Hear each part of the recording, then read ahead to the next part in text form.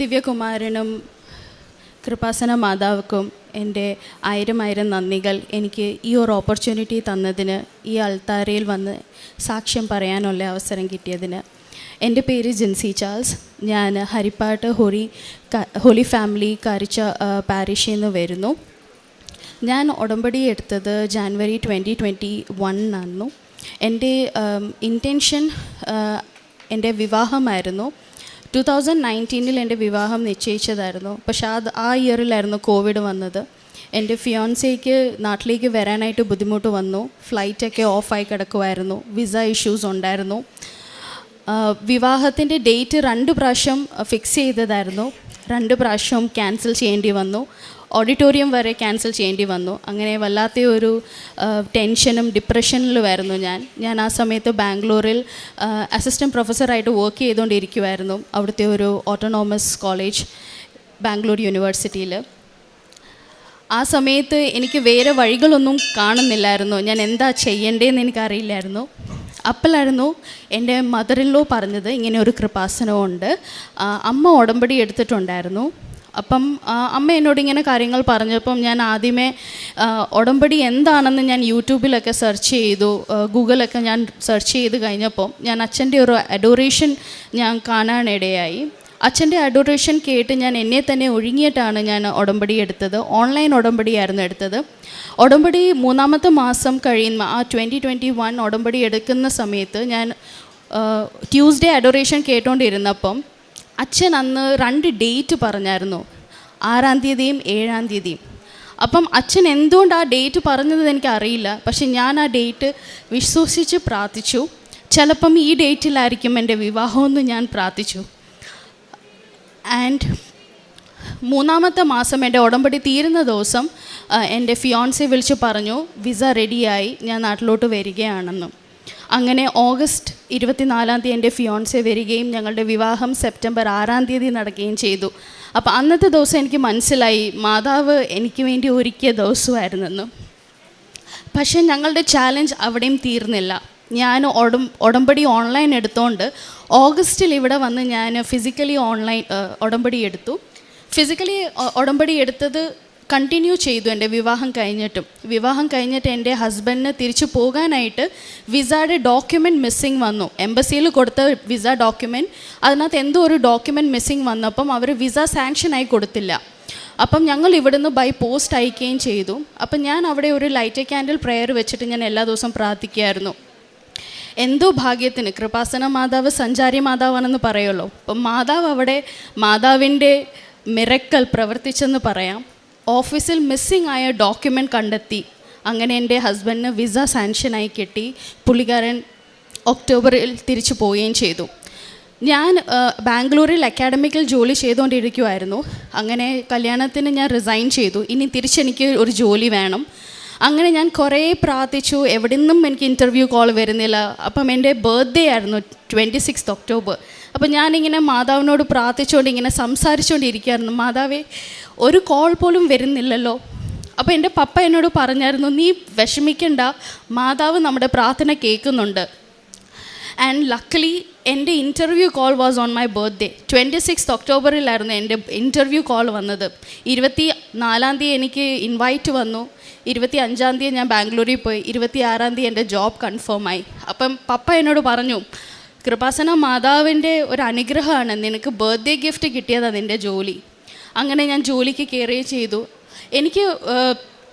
എനിക്ക് PhD ചെയ്യണമെന്ന് വളരെ ആഗ്രഹമുണ്ടായിരുന്നു അബ്രോഡിൽ. കല്യാണത്തിന് മുമ്പേ ഞാൻ അതിന് വേണ്ടിയിട്ട് ട്രൈ ചെയ്തിട്ടുണ്ടായിരുന്നു. പക്ഷെ അതൊന്നും നടന്നില്ല. കല്യാണത്തിന് ശേഷവും ഞാൻ ട്രൈ ചെയ്യാൻ തുടങ്ങി. അങ്ങനെ എനിക്കൊരു പഠിക്കാനായിട്ടുള്ളൊരു ഓപ്പർച്യൂണിറ്റി അബ്രോഡിൽ കിട്ടി. പക്ഷെ ഫൈനാൻഷ്യലി എനിക്ക് കുറച്ച് പ്രോബ്ലം ഉണ്ടായിരുന്നു. എൻ്റെ കയ്യിൽ ക്രെഡിറ്റ് കാർഡ് എടുക്കാനായിട്ട് ക്രെഡിറ്റ് കാർഡിൻ്റെ ലിമിറ്റേ മാത്രമേ എൻ്റെ കയ്യിലുള്ളായിരുന്നു, നിയർലി 6 to 7 lakhs. അപ്പോൾ ആ എമൗണ്ട് മാത്രമേ ഉള്ളായിരുന്നു എൻ്റെ കയ്യിൽ. അപ്പോൾ ഇനി ക്രെഡിറ്റ് കാർഡ് എടുക്കണമെങ്കിൽ എനിക്ക് പല ബാങ്കിൽ അപ്രോച്ച് ചെയ്യേണ്ടി വന്നു. എല്ലാ ബാങ്കുകാരും സർട്ടൻ പെർസെൻറ്റേജ് മാത്രമേ എനിക്ക് തരുത്തുള്ളായിരുന്നു. അപ്പം എൻ്റെ ക്രെഡിറ്റ് കാർഡിൻ്റെ ലിമിറ്റ് കുറയുകയാണ് ചെയ്യുന്നത്. അപ്പോൾ വിസ കിട്ടാനായിട്ട് വളരെ ബുദ്ധിമുട്ട് വരും. അങ്ങനെ ഞാൻ വിഷമിച്ച് എൻ്റെ സ്റ്റാഫ് റൂമിൽ ഇരിക്കുന്ന സമയത്ത് എൻ്റെ സാലറി അക്കൗണ്ടിൻ്റെ ബാങ്കിൽ ഞാൻ അപ്രോച്ച് ചെയ്തില്ല. അപ്പോൾ അവരെന്നെ ഇങ്ങനെ യൂഷ്വലി നമ്മുടെ എക്സിസ്റ്റിംഗ് കസ്റ്റമറിനെ വിളിക്കുന്ന മാതിരി എന്നെ വിളിച്ചിട്ട് ചോദിച്ചു, മാമിന് ക്രെഡിറ്റ് കാർഡിൻ്റെ ആവശ്യമുണ്ടോ എന്ന്. ഞാൻ ആ സമയത്ത് കാശ് രൂപം പിടിച്ചിട്ട് മാതാവിനോട് സംസാരിച്ചുകൊണ്ടിരിക്കുകയാണ്, മാതാവേ എന്തെങ്കിലും ഒരു വഴി കാണിച്ചു തരുമോ, അത്രയ്ക്കും വിഷമത്തിലാണ് ഞാൻ. അപ്പോൾ അങ്ങനെ ആ സമയത്തായിരുന്നു ആ കോൾ വന്നത്. അപ്പോൾ അവർ പറഞ്ഞൊരു കാര്യം ഉണ്ടായിരുന്നു, മാം ഞങ്ങൾ ഇപ്പോൾ പുതിയൊരു സ്കീം ഇറക്കിയിട്ടുണ്ട്, 100% ക്രെഡിറ്റ് കാർഡിൻ്റെ എമൗണ്ട്. ദാറ്റ് മീൻസ് മാം എത്രയാണോ ഇടുന്നത് അതിൻ്റെ 100% കിട്ടും, 1% പോലും നമ്മൾ ഡിഡക്റ്റ് ചെയ്യില്ല. അതെനിക്കൊരു ലക്കി ചാൻസ് ആയിരുന്നു മാതാവ് തന്നത്. അങ്ങനെ ഞാൻ എൻ്റെ ഡോക്യുമെൻറ്റ്സ് ഒക്കെ റെഡിയാക്കി, എൻ്റെ ഹസ്ബൻഡ് അവിടുന്ന് ഡോക്യുമെൻറ്റ്സ് റെഡിയാക്കി, ഇവിടുന്ന് എൻ്റെ ഫാദർ എൻ്റെ ബാക്കി കാര്യങ്ങൾ സ്പോൺസർഷിപ്പും കാര്യങ്ങളും എല്ലാം റെഡിയാക്കി. അങ്ങനെ ഞാൻ റെഡിയാക്കി വെച്ചപ്പം എനിക്ക് ഫീസ് അടയ്ക്കണം, കാരണം യൂണിവേഴ്സിറ്റിയിൽ നിന്ന് എനിക്ക് ഡോക്യുമെൻറ്റ്സ് കിട്ടാൻ ഡിലേ ആയി. അങ്ങനെ ഞാൻ സ്കോളർഷിപ്പിന് അപ്ലൈ ചെയ്തിട്ടുണ്ടായിരുന്നു. സാധാരണ ഇവിടുന്ന് ഒരു വ്യക്തി അവിടെ സ്കോളർഷിപ്പിന് അപ്ലൈ ചെയ്യുമ്പോൾ അങ്ങനെ കിട്ടാൻ ചാൻസ് വളരെ കുറവാണ്. അപ്പോൾ ഫൈനാൻഷ്യൽ ശരിയായിട്ട് ക്രൈസിസ് ഉള്ളപ്പോൾ ഞാൻ മാതാവിനോട് ഇങ്ങനെ പ്രാർത്ഥിച്ചു, മാതാവേ ഒരു സ്കോളർഷിപ്പ് കിട്ടുവാണെങ്കിൽ എങ്ങനെയെങ്കിലും എനിക്ക് അവിടെ പഠിക്കാൻ പറ്റും, പിന്നത്തെ കാര്യം മാതാവ് നോക്കിക്കോളുമല്ലോ. അങ്ങനെ ഞാൻ സ്കോളർഷിപ്പിന് അപ്ലൈ ചെയ്യുകയും ഞാൻ ഫീസ് അടച്ചു കഴിഞ്ഞു. ഞങ്ങൾ മാനേജ് ചെയ്ത് ഫീസ് അടച്ചു. ഫീസ് അടച്ചതിൻ്റെ ഒരു 3 ദിവസം കഴിഞ്ഞിട്ട് എനിക്ക് റിസൾട്ട് ഡിക്ലെയർഡായി. എനിക്ക് 100% സ്കോളർഷിപ്പോടെയാണ് എനിക്ക് പഠിക്കാനായിട്ട് അവസരം കിട്ടുന്നതെന്ന്. അപ്പം ഞാൻ അടച്ച പൈസ എനിക്ക് റിഫണ്ടുമായി. അതൊരു വലിയൊരു മിറക്കലായിരുന്നു എൻ്റെ കൃപാസന മാതാവും എൻ്റെ എൻ്റെ God the father my Jesus has done for me. എന്നിട്ട് ഞാൻ അവിടെ പോകാനായിട്ട് ഞാൻ ഒരുങ്ങുകയും ചെയ്യുന്നു. പക്ഷേ എൻ്റെ ഹസ്ബൻഡ് അവിടെ ജോലി ചെയ്തുകൊണ്ടിരിക്കുകയാണ്. പക്ഷേ പുള്ളി പഠിച്ച ജോലിയായിട്ട് ഒരു റിലേറ്റഡ് ആയിട്ടുള്ള ജോലി ഇതുവരെയും കിട്ടിയിട്ടില്ല. അപ്പം ഞാൻ പോകുന്നത് വാർസോ പോളണ്ടിലേക്കായിരുന്നു. അപ്പോൾ എൻ്റെ ഹസ്ബൻഡ് ഓൾറെഡി പോളണ്ടിലുണ്ടായിരുന്നു. അപ്പോൾ അങ്ങനെ പുള്ളിക്ക് പഠിച്ച് അവിടെ ജോലി കിട്ടിയതായിരുന്നു. അപ്പോൾ പഠിച്ച ജോലിയല്ല കിട്ടിയത്. അപ്പം he was trying a lot. അപ്പം ഞാൻ ഫ്ലൈറ്റ് കയറുന്ന ദിവസം he's calling me and telling എനിക്ക് എൻ്റെ പഠിച്ച ജോലി തന്നെ എനിക്ക് കിട്ടി. അതും മാതാവിൻ്റെ ഒരു അനുഗ്രഹം തന്നെയാണ്. ഞാൻ അവിടെ എത്തുന്നതിന് മുമ്പേ മാതാവ് അദ്ദേഹത്തിന് ജോലി ശരിയാക്കി ഞങ്ങൾക്ക് അവിടെ സർവൈവ് ചെയ്യാനുള്ള വഴി തുറന്നു തന്നു. അങ്ങനെ ഞാൻ വാർസോയിലേക്ക് പോവുക ചെയ്തത്. അവിടെ ചെന്ന് കഴിഞ്ഞിട്ട് എനിക്കൊരു ജോലി വേണം, കാരണം അവിടുത്തെന്ന് വെച്ചാൽ നമുക്ക് പഠിത്തത്തിൻ്റെ കൂടെ തന്നെ ജോലി ചെയ്യാം. എനിക്ക് 5-6 വർഷത്തെ അക്കാഡമിക് എക്സ്പീരിയൻസാണ് ഉള്ളത്. അപ്പം പഠിച്ചുകൊണ്ടിരിക്കുന്ന കുട്ടിക്ക് ഒരു അക്കാഡമിക്കായിട്ട് ഒരു പ്രൊഫസറായിട്ട് കയറാനായിട്ട് പറ്റില്ല. അപ്പോൾ ഇനി എനിക്കുള്ളത് കമ്പനീസിലാണ് മാത്രം. അപ്പോൾ എൻ്റെ ഏരിയ ഫൈനാൻസ് ആണ്. അപ്പോൾ അങ്ങനെ ഞാൻ ബാങ്കിലേക്ക് അപ്ലൈ ചെയ്യുന്നു. ലക്കലി ഞാൻ മെയിൽ എത്തുന്നു, എനിക്ക് ജൂലൈ ലാസ്റ്റോടെ ഓഫർ ലെറ്റർ കിട്ടുന്നു. അതും മാതാവിൻ്റെ ഏറ്റവും വലിയ അനുഗ്രഹവും കൃപയുമാണെന്ന് ഞാൻ ഇന്നും വിശ്വസിക്കുന്നു. കാരണം മാതാവ് എപ്പോഴും എൻ്റെ കൂടെ ഉണ്ടായിരുന്നു. ഞാൻ ഇതിൻ്റെ കൂടെ തന്നെ ഞാൻ അവിടെ എല്ലാ ദിവസവും പള്ളിയിൽ പോവുകയും ട്വൈസ് എ മന്ത് ഞാൻ കൺഫ്യൂഷൻ എടുക്കുകയും പിന്നെ കാരുണ്യ പ്രവർത്തികൾ ചെയ്യുകയും എല്ലാം ഞാൻ അവിടെ കണ്ടിന്യൂ ചെയ്തുകൊണ്ടിരിക്കുകയായിരുന്നു. ഇവിടെയും ഞാൻ എൻ്റെ ഉടമ്പടി എടുത്തപ്പോൾ തന്നെ ഞാൻ കണ്ടിന്യൂ ചെയ്ത പോലെ തന്നെ അവിടെയും ആരാധന കൂടുകയും അച്ഛൻ്റെ ടോക്ക് കേൾക്കുകയും സാക്ഷ്യങ്ങൾ പറയുകയും. കാരണം അവിടെ നമ്മൾ എപ്പോഴും ഒരു ഫെയ്ത്ത് ഡിലേ ആകുമ്പോൾ അല്ലെ നമുക്കൊരു ഫെയ്ത്തിൽ എന്തെങ്കിലും ഒരു ഷേക്ക് വരുമ്പോൾ ഞാൻ ടെസ്റ്റ് മണി എടുത്ത് ഞാൻ യൂട്യൂബിൽ കേൾക്കും. അത് കേൾക്കുമ്പോൾ എൻ്റെ ബിലീഫ് എൻ്റെ ഫെയ്ത്ത് ഒന്നുകൂടെ കൂടുക ചെയ്തത്. അങ്ങനെ എനിക്ക് അവിടെ ജോലി കിട്ടി. പക്ഷേ എൻ്റെ ജോലി ഫൈനാൻസിലല്ലായിരുന്നു, ക്രൈമിലായിരുന്നു. അപ്പോൾ എനിക്ക് ആ ജോലി അത്രയ്ക്കും സ്യൂട്ട് ആവുന്നില്ല. അവിടുത്തെ റൂളെന്ന് വെച്ചാൽ നമുക്ക് 1 വർഷം കഴിയാതെ നമുക്ക് ജോലി മാറാൻ പറ്റത്തില്ല ഇൻറ്റേർണലി. ഞാനൊരു UK ബേസ്ഡ് ബാങ്കിലായിരുന്നു ജോലി ചെയ്യുന്നത്. അപ്പം അങ്ങനെ ഞാൻ അവിടെ പ്രാർത്ഥിച്ചു എൻ്റെ മാനേജർ ഒന്ന് അലൗവ് ചെയ്യാൻ, അറ്റ്ലീസ്റ്റ് എനിക്ക് അപ്ലൈ ചെയ്യാൻ വേറെ ഫൈനാൻസ് ഡിപ്പാർട്ട്മെൻറ്റിൽ. പക്ഷേ ആ മാനേജറിന് മാതാവ് മനസ്സ് തോന്നിപ്പിച്ചിട്ട് പുള്ളി പറഞ്ഞു, കുഴപ്പമില്ല ജിൻസി, നീ അപ്ലൈ ചെയ്തോ. അങ്ങനെ ഞാൻ അപ്ലൈ ചെയ്തത്. അപ്ലൈ ചെയ്യുമ്പം ഞാൻ അവിടെ ഇൻ്റർവ്യൂ കൊടുത്തിട്ടാണ് 2023 ഞാൻ കൃപാസനത്തിൽ വരുന്നത്. ഞാൻ 22 വാർസോയിൽ പോയത്. 23 ഞാൻ ഇവിടെ നാട്ടിൽ വന്നു ഈ മാർച്ച് മാസത്തിൽ.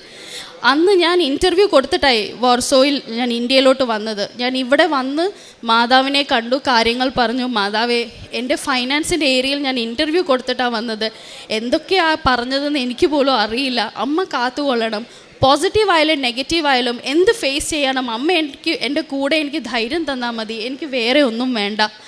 അന്ന് ഞാൻ വീട്ടിൽ പോവുകയും അന്ന് വൈകിട്ട് എനിക്കൊരു മെയിൽ വരികയാണ് ചെയ്തത്, ഒരു ഫീഡ്ബാക്ക് മെയിൽ. ഞങ്ങൾക്ക് ഉടനെ ജിൻസിയെ ഒരു സൂം മീറ്റിംഗ് ചെയ്യണം. അങ്ങനെ ഞാൻ സൂം കോളിൽ പോയപ്പം അവർ പോസിറ്റീവ് റിസൾട്ടാണ് എനിക്ക് തന്നത്. ജിൻസി സെലക്റ്റഡ് ആയി ഫൈനാൻഷ്യൽ കൺട്രോളറായിട്ടും, അതും B5 അവരെന്നെ B6 സീനിയർ ലെവലിലോട്ടാക്കി. അതും പ്രമോഷനോട്. ഞാൻ എൻ്റെ സ്വപ്നത്തിൽ പോലും ചിന്തിക്കാത്ത ഒരു കാര്യമാണ് എൻ്റെ മാതാവും എൻ്റെ ഈശോയും എനിക്ക് വേണ്ടി ചെയ്തത്. അതുകൂടാതെ തന്നെ എനിക്ക് എൻ്റെ ഏരിയയിൽ തന്നെ എനിക്കിപ്പം അപ്സ്കിൽ ചെയ്യാനായിട്ട് എനിക്ക് ഓപ്പർച്യൂണിറ്റി എൻ്റെ മാതാവ് തരുന്നു. അപ്പം ഞാൻ എന്നും ഓഫീസിൽ പോകുമ്പോൾ എന്നും എൻ്റെ കയ്യിൽ എവിടെ പോയാലും, ഇപ്പം ഞാനൊരു സൂപ്പർ മാർക്കറ്റിൽ പോയാലും കാശ് രൂപം കൊണ്ടാണ് പോകുന്നത്. ഞാൻ കിടക്കുന്നത് പോലും തലങ്ങണയുടെ അടിയിൽ കാശ് രൂപം വെച്ചിട്ടാണ്. അപ്പം ഞാൻ ഓഫീസിൽ പോകുമ്പം എൻ്റെ ജോലി തുടങ്ങുന്നതിന് മുമ്പേ ഞാൻ പ്രാർത്ഥിച്ച് കാശ് രൂപം വെച്ചൊന്ന് ക്രോസ് വരച്ചിട്ടാണ് ഞാൻ എൻ്റെ ജോലി തുടങ്ങുന്നത്. അപ്പം അവിടെ നിന്ന് വെച്ചാൽ പോളിഷ് ആൾക്കാർ ബിലീവേഴ്സും ഉണ്ട്, ഏത്തിസ്റ്റും ഉണ്ട്. അപ്പം എൻ്റെ കൂടെ ജോലി ചെയ്യുന്ന ഒരു വ്യക്തി, ആ വ്യക്തിക്ക് അങ്ങനെ വിശ്വാസമൊന്നുമില്ല. പക്ഷേ എൻ്റെ ഈ ഒരു കാര്യം ചെയ്തപ്പോൾ പുള്ളി എന്നോട് ഒരു നിയോഗം പറഞ്ഞു, ജിൻസി എനിക്ക് വേണ്ടി ഒന്ന് പ്രാർത്ഥിക്കണേന്ന്. ഞാൻ പുള്ളിക്ക് വേണ്ടി പ്രാർത്ഥിച്ചു. അതിൻ്റെ 1 മാസങ്ങൾക്ക് ശേഷം he comes back and he's telling me, Jincy പ്രാർത്ഥിച്ച കാര്യം എൻ്റെ ജീവിതത്തിൽ നടന്നു. പുള്ളിക്ക് ഒരു അബ്രോഡ് വിസയ്ക്ക് വേണ്ടിയിട്ടാണ് പുള്ളി അപ്ലൈ ചെയ്തത്. അപ്പോൾ അത് ശരിയായി. അപ്പോൾ പുള്ളിക്ക് ഒരു വിശ്വാസമായി. അപ്പോൾ പുള്ളി എന്നോട് ചോദിച്ചു, ജിൻസി എനിക്കൊരു കൊന്ത മേടിച്ച് തരാമോ? അപ്പോൾ ഞാൻ അങ്ങനെ പുള്ളിക്കൊരു കൊന്ത മേടിച്ച് കൊടുത്തു. പുള്ളിക്ക് വേണ്ടിയിട്ട് ഞാൻ ഇപ്പോഴും പ്രാർത്ഥിക്കാറുണ്ട്. അത് ഇനിയിപ്പോൾ എൻ്റെ ഹസ്ബൻഡ് ജോലി പുള്ളി IT-യിലാണ്. അപ്പം കുറേ ഓപ്പർച്യൂണിറ്റീസ് വന്നു, ഇൻ്റർവ്യൂസ് വരുന്നു, പക്ഷെ ഒന്നും ശരിയാവുന്നില്ല. അപ്പം ഞാൻ ഇൻ്റർവ്യൂവിന് മുമ്പേ ഞാൻ ഇച്ചായൻ്റെ കയ്യെ പിടിച്ച് കാശുരൂപം വെച്ചിട്ട് ഞാൻ പ്രാർത്ഥിച്ചിട്ട് ഞാൻ ആ ടേബിളിലും ലാപ്ടോപ്പിലും ഒക്കെ ഞാൻ കുരിശ് വരച്ചിട്ട് തൈലം തേക്കും. എന്നിട്ട് ഇൻ്റർവ്യൂ നടക്കുന്ന സമയത്ത് ഞാൻ അവിടെ മുട്ടുമേ നിന്ന് ഞാൻ പ്രാർത്ഥിക്കുമായിരുന്നു. അങ്ങനെ ഇച്ചായനും നല്ലൊരു ജോലി കിട്ടി. IT-യിൽ തന്നെയാണ്. ആഗ്രഹിച്ച ജോലി ആണ് പുള്ളിക്ക് കിട്ടിയത്. അതിന് ഞാൻ 1000 നന്ദി ദിവ്യകുമാരനും എൻ്റെ കൃപാസന മാതാവിനും ഞാൻ നൽകുന്നു. കാരണം മാതാവില്ലായിരുന്നെങ്കിൽ എനിക്കിതൊന്നും പോസിബിൾ അല്ലായിരുന്നു. ഇതിൻ്റെ കൂടെ ഞാൻ ഒരു കാര്യം കൂടി പറഞ്ഞോട്ടെ. എൻ്റെ വിസ റെഡിയായെന്ന് ഞാൻ പറഞ്ഞല്ലോ. എൻ്റെ വിസ സ്ലോട്ട് കിട്ടാനായിട്ട് ഭയങ്കര ബുദ്ധിമുട്ടുണ്ട്. കാരണം അറിയാം, പോളണ്ടിലേക്ക് വിസ സ്ലോട്ട് കിട്ടാൻ വളരെ ബുദ്ധിമുട്ടാണ്. ഞങ്ങൾ ഓൺലൈൻ നോക്കിയപ്പോൾ 2 ദിവസത്തെ സ്ലോട്ടേ ഉള്ളായിരുന്നു. ആ ഓൺലൈൻ ഞങ്ങൾക്ക് എടുക്കാൻ പറ്റിയില്ല. അന്ന് ഞാൻ ഒത്തിരി ഡിപ്രസ് ആയിരുന്നു. ഞാൻ അന്ന് കാശ് രൂപം എടുത്തിട്ട് ഞാൻ ഒത്തിരി കരഞ്ഞു പ്രാർത്ഥിച്ചു. ഞാൻ കൊന്ത ചൊല്ലിയിട്ടാണ് ഞാൻ കിടക്കുന്നതിന് മുമ്പേ ഞാൻ എൻ്റെ മാതാവിനോട് ഇത്ര മാത്രമേ പറഞ്ഞുള്ളൂ, സഞ്ചാരി മാതാവാണെന്ന് ഞാൻ വിശ്വസിക്കുന്നു, എൻ്റെ ഈശോ ജീവിക്കുന്ന ഈശോയാണെന്ന് ഞാൻ വിശ്വസിക്കുന്നു. എനിക്കറിയില്ല എങ്ങനെയാണ് എനിക്ക് സ്ലോട്ട് കിട്ടാൻ പോകുന്നതെന്ന്, ബട്ട് എനിക്ക് സ്ലോട്ട് കിട്ടും, മാതാവ് തന്നെ കൊണ്ടുവരുമെന്ന് ഞാൻ പറഞ്ഞു. അങ്ങനെ ഞാൻ പ്രാർത്ഥിച്ചിട്ട് കിടന്നുറങ്ങി. പിറ്റേ ദിവസം രാവിലെ ആയപ്പം എനിക്ക് സ്ലോട്ട് കിട്ടിയെന്ന് പറഞ്ഞ് എൻ്റെ ഹസ്ബൻഡ് എനിക്ക് മെസ്സേജ് ചെയ്യുന്നു. So that was another miracle. കാരുണ്യ പ്രവർത്തികൾ ഞാൻ ചെയ്യുന്നത്, അവിടെ കുറേ ഹോംലെസ് ആൾക്കാരുണ്ട്. തണുപ്പത്തൊക്കെ സ്വെറ്ററും ജാക്കറ്റ്സും ഇല്ലാതെ നടക്കുന്ന കുറേ ഓൾഡ് ഏജ് ആൾക്കാർ. അപ്പോൾ അവർക്കൊക്കെ ഞാൻ സഹായം ചെയ്യാറുണ്ട്, ഫുഡ് കൊടുത്തും ക്ലോതിങ് കൊടുത്തും. പിന്നെ അവിടെ കുറേ പഠിക്കാൻ വരുന്ന കുട്ടികളുണ്ട്. അവർക്ക് വേണ്ടിയിട്ട് എനിക്ക് പറ്റുന്ന രീതിയിൽ ഞാൻ അവർക്ക് കൗൺസിലിംഗ് കൊടുക്കാറുണ്ട്. അവരെ പഠിത്തത്തിന് വേണ്ടിയിട്ട് CV റെഡിയാക്കാൻ വേണ്ടിയിട്ട്. പിന്നെ അവർക്കൊരു മോക്ക് ഇൻ്റർവ്യൂ മാതിരി ഫ്രീ ആയിട്ട് ഞാൻ കൊടുക്കാറുണ്ട്. പിന്നെ ഞാൻ മറ്റുള്ളവർക്ക് വേണ്ടി പ്രാർത്ഥിക്കാറുണ്ട്. ഇപ്പം എനിക്കൊരു ജോലി വേണമെങ്കിൽ ഞാൻ എനിക്ക് വേണ്ടിയിട്ടല്ല പ്രാർത്ഥിക്കാറുള്ളത്, ജോലി ഇല്ലാത്തവർക്ക് വേണ്ടിയിട്ടാണ് പ്രാർത്ഥിക്കുന്നത്. അപ്പം എനിക്ക് തോന്നുന്നു അതെനിക്കൊരു സന്തോഷം കിട്ടും. മറ്റുള്ളവർക്ക് വേണ്ടി കൊന്ത ചൊല്ലി പ്രാർത്ഥിക്കുമ്പമാണ് എനിക്ക് സന്തോഷം കിട്ടുന്നത്. എനിക്ക് വേണ്ടിയിട്ട് ഞാൻ ചുരുക്കമേ പ്രാർത്ഥിക്കാറുള്ളൂ. സോ ഞാൻ എൻ്റെ മാതാവിനും എൻ്റെ തിരുക്കുമാരനും ഞാൻ 1000 നന്ദി പറയുന്നു, എനിക്ക് അമ്മയുടെ പ്രതീക്ഷണത്തിൻ്റെ സാക്ഷിയാകാൻ സാധിച്ചതിന്. പ്രാർത്ഥന അനുഭവം ഞാൻ എല്ലാ ദിവസവും കൊന്ത ചൊല്ലുമായിരുന്നു. ഇപ്പം ഉടമ്പടി എടുത്തപ്പോൾ ഞാൻ അത് മുടങ്ങാതെ ഞാൻ ചൊല്ലാറുണ്ട്. പിന്നെ അത് കൂടാതെ ഞാൻ എല്ലാ ദിവസവും സാക്ഷ്യം പറയാറും ഷെയർ ചെയ്യാറുമുണ്ട്. പിന്നെ അഡോറേഷനും ഞാൻ എല്ലാ ആഴ്ചയിലും കേൾക്കാറുണ്ട്. ഇപ്പോൾ ഒരു പക്ഷേ ട്യൂസ്ഡേ എനിക്ക് ജോലി ഉണ്ടെങ്കിൽ ഞാനത് സാറ്റർഡേ ഞാൻ ഫാസ്റ്റിംഗ് എടുത്തിട്ട് അഡോറേഷൻ ഞാൻ എല്ലാ ആഴ്ചയിലും കാണാറുണ്ട്. ഞാൻ ദിവ്യകുമാരനും മാതാവിനും എൻ്റെ 1000 എൻ്റെ കുടുംബത്തിൻ്റെയും നന്ദി. സങ്കീർത്തനം 16:5 മുതലുള്ള തിരുവചനങ്ങളിൽ കർത്താവാണ് എൻ്റെ ഓഹരിയും പാനപാത്രവും, എൻ്റെ ഭാഗധേയം അവിടുത്തെ കരങ്ങളിലാണ്. അഭികാമ്യമായ ദാനമാണ് എനിക്ക് അളന്നു കിട്ടിയിരിക്കുന്നത്, വിശിഷ്ടമായ അവകാശം എനിക്ക് ലഭിച്ചിരിക്കുന്നു.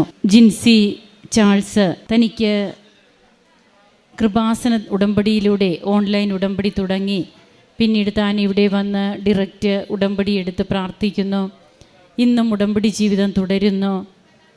തൻ്റെ മാര്യേജ് 2 വർഷമായിട്ട് കാത്തിരുന്ന മാര്യേജ് നടക്കാതെ കൊറോണയുടെയൊക്കെ ഒത്തിരിയേറെ കൊറോണ പീക്ക് ടൈമിൽ തൻ്റെ ഫിയാൻസിക്ക് ഇങ്ങോട്ട് വരുന്നതിനുള്ള വിസ കിട്ടാതെയൊക്കെ 2 പ്രാവശ്യം ഡേറ്റ് ഫിക്സ് ചെയ്തു.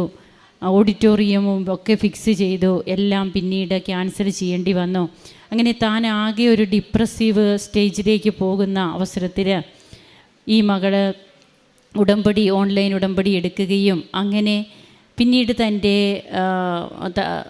എങ്ങനെയാണ് ഓരോ കാര്യങ്ങളും മാര്യേജിൻ്റെയൊക്കെ കാര്യങ്ങൾ വളരെ ക്ലിയറായി അതിനുശേഷം താൻ ഇവിടെ വന്ന് ഉടമ്പടി എടുക്കുന്നു. താനൊരു പ്രൊഫസറായിട്ട് അസോസിയേറ്റ് പ്രൊഫസറായിട്ട് ബാംഗ്ലൂരിൽ ജോലി ചെയ്യുകയായിരുന്നു. പിന്നീട് അവിടെ നിന്നും തനിക്ക് പോളണ്ടിൽ വാഴ്സോയിലേക്ക് പോകുവാൻ സാഹചര്യങ്ങളുണ്ടായി. തൻ്റെ ഒരു വലിയ ആഗ്രഹമായിരുന്നു MS PhD ചെയ്യണമെന്നുള്ളത്. എന്നാൽ അതിന് വർഷങ്ങളായിട്ട് നടക്കാത്തതൊക്കെ ഉടമ്പടിയിൽ നിയോഗം വയ്ക്കുമ്പോൾ തനിക്ക് അതിനുള്ള മാർഗങ്ങൾ തെളിയുന്നു. അതിൻ്റെ പൈസ തനിക്ക് സ്കോളർഷിപ്പോടുകൂടി പഠിക്കാനുള്ള അവസരം ലഭിക്കുന്നു. താൻ ഫണ്ട് കൊടുത്തത് അത് റീഫണ്ടബിൾ ആകുന്നു. വീണ്ടും തൻ്റെ ഹസ്ബൻഡിന് അവിടെ ജോലി ലഭിക്കുന്നതിനും അതിനൊക്കെ തടസ്സങ്ങളൊക്കെ ഉണ്ട്. അതെല്ലാം നാം കേട്ടതാണ്. വീണ്ടും തനിക്കും ഒരു പാർട്ട് ടൈം ജോലിയൊക്കെ ലഭിച്ച് ഇന്ന് ഉടമ്പടി ജീവിതം ഏറ്റവും സന്തോഷത്തോടെ നയിക്കുകയാണ്. പരിശുദ്ധ അമ്മ ഇല്ലായിരുന്നെങ്കിൽ, ഞാൻ ഈ ഉടമ്പടിയിലേക്ക് വന്നില്ലായിരുന്നെങ്കിൽ എനിക്ക് ഈ കൃപകളൊക്കെ നഷ്ടപ്പെട്ടേനെ. അതാണ് ജിൻസിയും ഇവിടെ പങ്കുവയ്ക്കുക. അതുകൊണ്ട് തന്നെയാണ് തിരുവചനത്തിലൂടെ നാം കേട്ടത്, വിശിഷ്ടമായ, അതായത് അഭികാമ്യമായ ദാനമാണ് എനിക്ക് അളന്നു കിട്ടിയിരിക്കുന്നത്, വിശിഷ്ടമായ അവകാശം എനിക്ക് ലഭിച്ചിരിക്കുന്നു. കർത്താവ് നമ്മെ അവകാശമായിട്ട് നമുക്കുള്ളതാണ് കൃപകൾ. അത് നേടുന്നതിന് ഉടമ്പടിയാണ് നമ്മെ സഹായിക്കുക. അങ്ങനെ ഇന്ന് തൻ്റെ ജീവിതത്തിൽ തനിക്ക് എന്തൊക്കെയാണ് താൻ ചെയ്യുക? ഉടമ്പടിയിലെ നിബന്ധനകളനുസരിച്ച് മുമ്പോട്ട് പോകുന്നു. ജോലി മേഖലകളിലാണെങ്കിൽ പോലും മറ്റുള്ളവരെ സഹായിക്കുവാൻ, അറിയില്ലാത്തവരെ പഠിപ്പിക്കുവാൻ, അതുപോലെ അവിടെ ഏറ്റവും കൂടുതൽ സഹായം അർഹിക്കുന്നവരെയൊക്കെ കാണുമ്പോൾ അവർക്ക് വേണ്ട സഹായങ്ങൾ ചെയ്യുവാനും തൻ്റെ അനുഭവം തന്നെ മറ്റുള്ളവരോട് പങ്കുവെച്ച് അവരെയൊക്കെ വിശ്വാസത്തിലേക്കും ഒക്കെ കൊണ്ടുവരുവാനും പരിശുദ്ധ അമ്മയുടെ മാധ്യസ്ഥം കൂടുതൽ തേടുവാനൊക്കെ തനിക്കിന്ന് ജപമാലയിലൂടെയൊക്കെ സാധിക്കുന്നത്. എല്ലാറ്റിനും ഈ മകള് നന്ദി അർപ്പിക്കുകയാണ്. അഭികാമ്യമായ അവകാശം അളന്നു കിട്ടി. ഇന്നിവിടെ വന്ന് ദൈവത്തെ മഹത്വപ്പെടുത്തുമ്പോൾ നമുക്കും കരങ്ങളടിച്ച് ദൈവനാമത്തെ മഹത്വപ്പെടുത്താം. അത്യപൂർവ ദൈവാനുഭവങ്ങൾ ഇനി നിങ്ങൾക്കും സ്വന്തം. ഈ യൂട്യൂബ് ചാനൽ ഇതുവരെ സബ്സ്ക്രൈബ് ചെയ്തിട്ടില്ലെങ്കിൽ ഇപ്പോൾ തന്നെ സബ്സ്ക്രൈബ് ചെയ്യുക. ഈ വീഡിയോ ഇപ്പോൾ തന്നെ നിങ്ങളുടെ സുഹൃത്തുക്കൾക്ക് ഷെയർ ചെയ്തുകൊണ്ട്